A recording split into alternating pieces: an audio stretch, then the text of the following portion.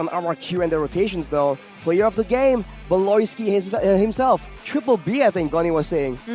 Player big of boy the game Beloyski. by the Samsung Galaxy Z Fold 5, Z Flip 5. Ladies and gentlemen, 4-10 KDA, 78% KP. So even if there were moments where, like you mentioned, it was a little bit rusty in his combos with the Kadira, the fact that he was able to have that much of an impact just really shows how aggressive and how impactful he was against the rotations from RRQ.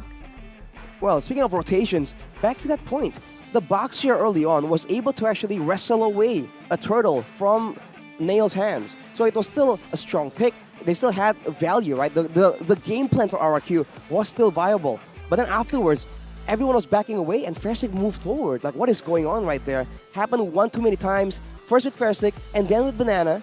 And afterwards, the box here was just way too squishy, especially in the mid-game, giving kills and assists to a Kadira, right, to an Alpha. That means that Fairsick just cannot have the freedom to move around unpunished. Yeah, this game is an example when you're on a box and you're below, you're not ahead. Very hard for you to bounce back, and this is just the highlights of the first game.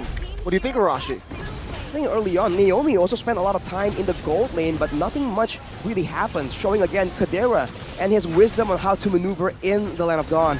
And afterwards, RRQ's composition moving backwards, it's very, very slow, man. Geek fam were able to catch up again and again whenever they are the ones moving forward. So RRQ, they have to try and find a moment where they're the ones engaging, they're the ones aggressing, but they just couldn't find it.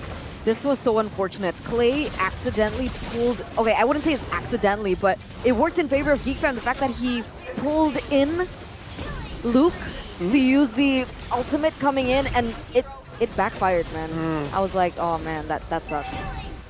And again, you see that RRQ, they lose the fight, and afterwards, they get run down again and again. So they really just need to start respecting the danger of Geek fam. This is a team that's not doing so hot currently, but it's still an MPL level team, and you cannot take them lightly.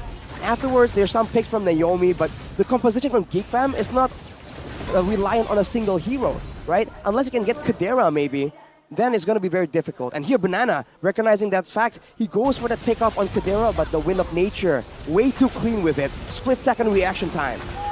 That was a very good Wind of Nature atomization, and this was the final push.